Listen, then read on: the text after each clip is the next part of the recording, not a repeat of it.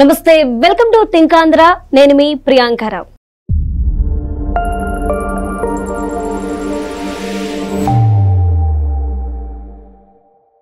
Present అంటే పవన్ కళ్యాణ్ గారు కొద్ది రోజుల క్రితం ఒక స్టేట్మెంట్ ఇచ్చారు ఒక సమావేశంలో. రాబో 20 ఏళ్ల పాటు కూటమి ప్రభుత్వమే అధికారంలో ఉంటుంది, నేను భరోసా ఇస్తున్నాను, కాబట్టి పార్టీ వాళ్ళు కూడా ఇదే మాట మీద ఉండండి అని చెప్పేసి ఆయన చెప్పుకొచ్చారు. కానీ జగన్మోహన్ రెడ్డి గారు మాత్రం నెక్స్ట్ టైం మేమే వస్తాము, ఇది గ్యారంటీ, ఇది మీరు రాసి పెట్టుకోండి అని ఆయన అంటున్నారు. వీళ్ళిద్దరి మాటల్లో ఏది నిజమవబోతుంది? కూటమి ప్రభుత్వం 20 ఏళ్ల వరకు ఇలానే సాగనుందా? దీనికి సంబంధించి మనతో మాట్లాడడానికి ప్రముఖ పొలిటికల్ అనలిస్ట్ అంకమరావు గారు ఉన్నారు. ఆయనతో మాట్లాడదాం. నమస్కారం సార్. నమస్తే అమ్మా. పవన్ కళ్యాణ్ గారు రాబో 20 ఏళ్ళు మేమే ఉంటాము, మళ్ళీ మేమే అధికారంలోకి వస్తాము అని చెప్పి అంటున్నారు. జగన్మోహన్ రెడ్డి గారు కూడా మళ్ళీ నేనే వస్తాను అని చెప్పేసి అంటున్నారు. పవన్ కళ్యాణ్ గారు చెప్పిన మాట నిజమవుతుంది అంటున్నారా? పవన్ కళ్యాణ్ గారు ఇక్కడ జగన్మోహన్ రెడ్డికి పవన్ కళ్యాణ్ గారికి వ్యత్యాసం మీరు గమనించండి. ఈ రాష్ట్రం బాగుండాలి, ఈ రాష్ట్రం అభివృద్ధి చెందాలి, కాబట్టి మేమే ఇంకొక 3 పర్యాయాలు అధికారంలోకి వస్తాము, అప్పుడు తప్ప జగన్మోహన్ రెడ్డి చేసినటువంటి ఈ విధ్వంసం నుంచి ఆంధ్ర రాష్ట్రం కోలుకోదు, కాబట్టి మేము ఇలానే కలిసి ప్రయాణం చేస్తాము, మేమే వస్తాం అనేది పవన్ కళ్యాణ్ గారు చాలా స్పష్టంగా చెబుతున్నారు. దానికి వాళ్ళు చేసే అభివృద్ధి పనులు కావచ్చు, ఇప్పుడు చూస్తున్న కార్యక్రమాలు కావచ్చు, 60% వాళ్ళకల్లే ముగ్గుంది, 60% ఉంది, అందుట్లో ఎలాంటి సందేహం కూడా ఏం లేదు. ఇప్పుడు జగన్మోహన్ రెడ్డి అంటే అంతకుముందు జగన్మోహన్ రెడ్డి నాకు ముఖ్యమంత్రి కావాలంటున్నాడు, పవన్ కళ్యాణ్ గారు ఏమో రాష్ట్రం కావాలంటున్నాడు, రాష్ట్రం బాగుండాలంటున్నాడు. జగన్మోహన్ రెడ్డి నేను బాగుంటే చాలు, కాబట్టి నాకు అధికారం ఇవ్వండి అంటున్నాడు.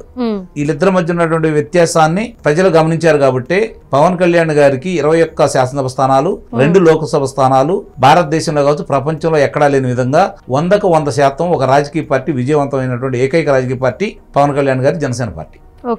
ఇప్పుడు ఆయన ఇప్పటికి కూడా నేను చంద్రబాబు నాయుడు గారిని చూసి నేర్చుకుంటున్నాను, మా బంధం ఇలానే కొనసాగితే తప్ప ఆంధ్ర రాష్ట్రం బాగుపడదు అనే ఒకే ఒక్క మాట కట్టుబడి ఆయన ముందుకెళ్తానే ఉన్నాడు. ఇంకో మాట కూడా అన్నాడు, మాలో తల్లిదండ్రులు కుటుంబంలోనే విభేదాలు ఉంటాయి, మాకు చిన్న చిన్న విభేదాలు ఉన్నా కూడా సర్దుకొని ఇలానే కొనసాగుతామని చెప్పాడు చూడు. అదే ఆయన ఆత్మవిశ్వాసానికి సంబంధించింది. ఇతను ఇప్పుడు ఈ విధంగా ఎందుకు మాట్లాడుతున్నాడు? జగన్మోహన్ రెడ్డి తన వెంట ఉండేవాళ్ళు ఒక్కొక్కళ్ళు వెళ్ళిపోతా ఉన్నారు. కొంతమంది వేరే పార్టీలకు వెళ్తున్నారు, కొంతమంది రాజకీయాలకు దూరం అంటున్నారు, కొంతమంది అసలు ఎక్కడున్నారో కూడా కనపడలేని పరిస్థితి. ఈ పరిస్థితుల్లో ఒకవైపు నుంచి అటు మద్యం కుంభకోణం కావచ్చు, లేకపోతే జత్వానీ విషయం కావచ్చు, లేదంటే ఇప్పుడు జరుగుతున్నటువంటి సింగయ్య విషయం కావచ్చు, వీటన్నిటికీ ఒక్కోటి ముప్పేట దాడి జరుగుతూ ఉన్నాయి అతని మీద. మద్యం కుంభకోణం అయితే దాదాపు అన్ని ఆధారాలు సిట్టు సేకరించింది, అతన్ని అదుపులో తీసుకుంటారని అతనికి కూడా తెలుసు. కాబట్టి ఈ విధమైనటువంటి భయాన్ని వ్యక్తం చేస్తున్నాడు. అంటే గతంలో వాళ్ళ నాన్నగారిని చంపేశారు అని ప్రచారం చేసి రిలయన్స్ సంస్థ వాళ్ళ మీద ఏ విధమైనటువంటి కార్యక్రమాలు చేపట్టారో అలా తన గనక అదుపులో తీసుకుంటే మీరు ఈ రాష్ట్రంలో ఇలా చెయ్యండి అని చెప్పని ముందుగా అతను వాళ్ళ శ్రేణులకి చెప్పే పరిస్థితిలో ఉంటే వాళ్ళు వినే పరిస్థితిలో లేరు. నీకై నువ్వు బాగానే ఉంటావు, నువ్వు కారాగారంలో ఉంటావు, మా పరిస్థితి ఏంటని చెప్పని ఎక్కడికాళ్ళు అక్కడ తప్పించుకునే పరిస్థితి అయితే కనపడతా ఉంది. ఇప్పుడు అతను ఏ ప్రాతిపదికన మళ్ళీ వస్తాడు అనే ఆలోచన వాళ్ళ శ్రేణులకు లేదు. నిన్న వాళ్ళందరినీ పిలిపించేసి మీరు 5 వారాల పాటు రాష్ట్రంలో ఇంటింటికి వెళ్ళండి అని చెప్పానంటే వాళ్ళు సమావేశమై బయటకు వచ్చేసి గేట్ దాటిన తర్వాత ముందు ఆయన పులివెందులు ఎలా ఉన్నో తర్వాత మనం వెళ్దామని చెప్పని అనుకుంటున్నారంట. అంటే వాళ్ళ శ్రేణులకు నమ్మకం లేదు. ఎవరైతే అతను ఎమ్మట కొంతమందిని తయారు చేసుకుని వస్తున్నాడో, కొంతమంది అభిమానులు ఉంటారు నిస్సందేహంగా. జగన్మోహన్ రెడ్డికి అభిమానులు లేరని చెప్పుకుంటే అది అబద్ధమే అవుతుంది. జగన్మోహన్ రెడ్డికి అభిమానులు అయితే ఉన్నారు, జగన్ రెడ్డి కోసం ప్రాణాలు అర్పించేవాడు కూడా ఉన్నారు, ఆ విధంగా అతనికి వేరే అభిమానులు కూడా ఉన్నారు, నేనైతే కాదంటలేదు. కానీ వాళ్ళ శాతం ఎంత మనకు తెలిపోయింది కదా. నువ్వు బటన్ నొక్కి 2,63,000 కోట్ల రూపాయలు పేద ప్రజలకు నేను అందజేశాను, నేను అన్ని చేశాను, ఇన్ని చేశాను, ఇళ్ల స్థలాలు ఇచ్చాను, 25 లక్షల మంది మహిళలను నేను ఇళ్ల స్థలాలు ఇచ్చాను, ఈ విధంగా నువ్వు ప్రచారం చేసుకుంటేనే రోజు నువ్వు ప్రచారం చేసుకొని మిగిలిన పత్రికలందరికీ 40% ఇచ్చి నీకు ఒక్కదానికి 60% తీసుకున్నా కూడా 383 కోట్ల రూపాయలు నీకే లబ్ధి చేకూరినా కూడా నువ్వు అంత ప్రచారం చేసుకున్నా కూడా బటన్ ఒకసారి నొక్కితే దాని గురించి మాట్లాడుకుంటారు. ప్రతి సంవత్సరం ప్రతి నెలా నొక్కుతూ దాని మీద నువ్వు ప్రచారం చేసుకుంటున్నావు, అయినా సరే ప్రజలు నిన్ను నమ్మలేదు. ఇప్పుడు ఎలా నమ్ముతారు? నువ్వు 3,000 ఇస్తే వీళ్ళు 4,000 ఇస్తున్నారు. గమనించుకోండి, ఇక్కడ నువ్వు 3,000 ఇస్తే వీళ్ళు 4,000 ఇస్తున్నారు పింఛన్దారులకి. గతంలో వికలాంగులకు 4,000 ఇస్తే ఈరోజు 6,000 ఇస్తున్నారు. దీర్ఘకాలిక రోగస్తులకి గతంలో 7,000 8,000 ఇస్తే ఇప్పుడు 15,000 ఇస్తున్నారు. మరి వాళ్ళు నీకు ఏ విధంగా ఇప్పుడు నిన్ను నమ్ముతారు? ఈ ప్రభుత్వం మీద ఎంత వ్యతిరేకత వచ్చింది? ప్రభుత్వ ఉద్యోగస్తులకి ఎప్పుడు జీతభత్యాలు పడతాయో అర్థం కాని పరిస్థితి. 1వ తారీఖు నుంచి 30వ తారీఖు లోపు పడితే సారు అమ్మయ్యా ఈ నెల మాకు పడ్డాయి అని చెప్పని ఫీల్ అయ్యేవాళ్ళు. వాళ్ళు ఈ రోజు 1వ తారీఖు నుంచి 2వ తారీఖు నాటికి వాళ్ళ జీతభత్యాలు పడిపోతున్నాయి. వాళ్ళు దేని మీద అసంతృప్తిగా ఉంటారు? నీకెందుకు అనుకూలంగా ఉంటారు రేపు పొద్దున? అంటే ఇన్ని బాధలు పెట్టిన తర్వాత కూడా నీకలి మద్దతు ఉంటారా వాళ్ళు? విద్యార్థిని ఏ విధంగా నమ్మించావు నువ్వు? వాళ్ళకు ఉద్యోగ కల్పన చేస్తా అన్నావు, ప్రత్యేక హోదా తీసుకొస్తా అన్నావు, వాళ్ళని ఏదో తీసుకెళ్లి ఆకాశంలో కూర్చోబెడతా అన్నావు, మద్యానికి బానిస చేశావు, మారక ద్రవ్యాలకు బానిసలు చేశావు, గాంజాకి బానిసలు చేశావు. అంత తప్ప నువ్వు సాధించిందేంటి? వాళ్ళకి ఏం చెప్తావు సమాధానం? ఈ రోజు వాళ్ళు ప్రశాంతంగా ఇప్పుడు 5 లక్షల మందికి ఉద్యోగ కల్పనలు చేస్తున్నారు, రేపొద్దున 20 లక్షల మంది అనుకుంటున్నారు. ఆ 20 లక్షల మంది యువత యువకులకు ఉద్యోగాలు వచ్చి వాళ్ళు ఇదే రాష్ట్రంలో ఉండి తల్లిదండ్రులు కళ్ళ ముందు కనపడుతూ వాళ్ళు మానవ సంబంధాలను పెంచుకుంటూ వాళ్ళు కనుక ముందుకెళ్లారంటే రేపొద్దున ఎంతో కొంత నీతో పాటు నీ తండ్రి నుంచో లేకపోతే కాంగ్రెస్ పార్టీ నుంచో వచ్చినటువంటి వారసత్వపు ఓటర్లందరూ కూడా పరిస్థితిని వివరంగా చెప్పి, అమ్మా ఇదిగో ఈ ప్రభుత్వం వస్తే ఇలా వచ్చింది, నాన్న ఈ ప్రభుత్వం ఇది చేస్తుంది, మాకు గత ప్రభుత్వం మనం ఎన్ని బాధలు పడ్డామో మనకు తెలుసు కదా, మీరు ఒకసారి ఆలోచించుకోండి చెప్పిన వాళ్ళు మార్చుకొని ఓట్లు వేయించుకున్నారు అనుకోండి, నీకు 5% అయినా వచ్చిద్దా? ఏ శాతం ఉంటారు నీకు చెప్పు? ఏ విధంగా వస్తావు నువ్వు అధికారంలోకి? అంటే మీరు చెప్పింది ఒక విధంగా కరెక్ట్ అయ్యి, కానీ జగన్మోహన్ రెడ్డి గారు కావచ్చు, వాళ్ళ నాయకులు కావచ్చు, అంటే వైఎస్ఆర్సీపీకి సంబంధించిన నాయకులు కావచ్చు, రెగ్యులర్ గా ప్రెస్ మీట్ లో అబ్జర్వ్ చేస్తుంటే కూటమి ప్రభుత్వంలో చిచ్చు రేపే విధంగా వాళ్ళ వ్యవహార శైలి ఉన్నట్టు తెలుస్తుంది.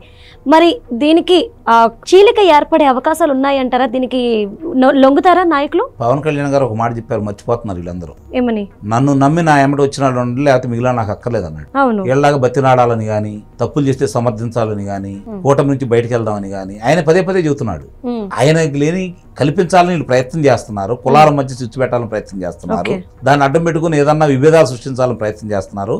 అంతిమంగా నేను చెప్పినవన్నీ ఎన్నికల్లో ఓటేయటానికి ప్రజలు ఆలోచిస్తారు, అది గమనించుకోవాలి. జగన్మోహన్ రెడ్డిని ఎందుకు వద్దనుకున్నారు? 151 స్థానాల నుంచి 11 స్థానాలకు ఎందుకు దిగదార్చారు?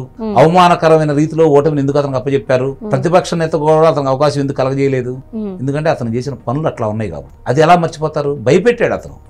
జగన్మోహన్ రెడ్డిని చూసి భయపడ్డారు ఈ రోజు ప్రజలు. ఓట్లు వేయడానికి వెళ్ళినప్పుడు జగన్మోహన్ రెడ్డి కనపడతారు వాళ్ళకి. చిన్నప్పుడు మిమ్మల్ని పెంచినప్పుడు కానీ మమ్మల్ని పెంచినప్పుడు కానీ ఆ రోజుల్లో తల్లిదండ్రులు ఏమనేవాళ్ళు అంటే, అది చందమామ రావే, జాబిల్లి రావే, లేకపోతే మనం కనుక గోల్ చేస్తుంటే బూచాడు వస్తాడు అని భయపెట్టేవాళ్ళు.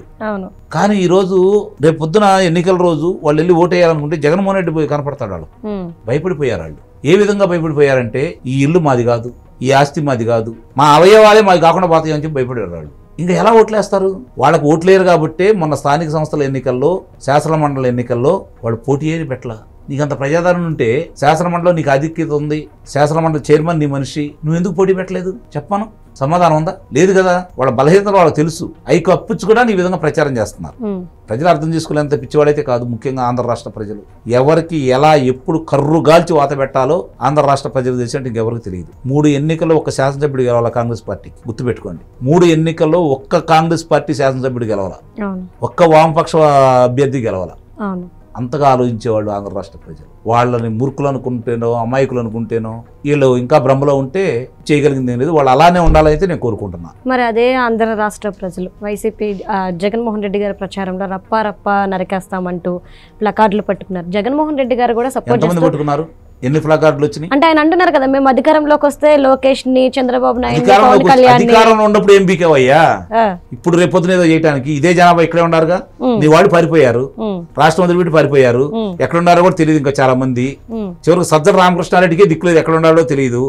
న్యాయస్థానం వెలుసుబాటు ఇచ్చేంత వరకు కూడా కాకానికి గోవర్ధన్ ఎట్లా పట్టుకొచ్చారో తెలుసు. మరి గతంలో వీళ్ళందరూ నాయకులు ఇక్కడే ఉన్నారే, ప్రజలు ఇక్కడే ఉన్నారే, నీ మీద పోరాడారే, నువ్వు చంపుతున్నా కూడా భయం లేకుండా నిలబడ్డారే.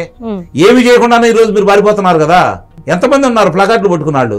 100 ప్లకార్డులు ఉన్నాయి అక్కడ, 10,000 మంది ఉన్నారా? అందుకే చెప్పాను అతనికి అభిమానులు ఉన్నారు అని. నేను ఇంకా అభిమానులు లేరని నేనైతే చెప్పలేదు కదా.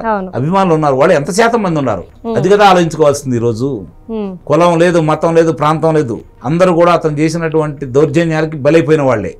కాబట్టి వాళ్ళందరూ ఏ విధంగా ఎదురు తిరగాలో వాళ్ళకి క్షుణ్ణంగా తెలుసు. కాబట్టి ఎట్టి పరిస్థితుల్లో కూడా వాళ్ళకు నిర్ణయానికి వచ్చి ఉన్నారు. కాబట్టి అతను ఇలానే తిరగాలనేది నేను కోరుకుంటున్నా. ఎందుకంటే అతను తిరిగితేనే అతని తప్పులు అతను చెప్పుకుంటాడు. కూటమి ప్రచారం చేసే పని లేకుండా అతను ఏం చేశాడో, ఏం చేయాలనుకుంటున్నాడో ప్రజలకు అతనే విడమరి చూతాడు. ఈ ప్రభుత్వానికి అతనే ప్రచారకర్త అనేది నేను భావిస్తున్నా. తెలుగుదేశం పార్టీకి బ్రాండ్ అంబాసిడర్ ఎవరైనా ఉన్నారంటే ఇప్పుడు జగన్మోహన్ రెడ్డి. అది గమనించుకోండి. Thank you so much. Thank you.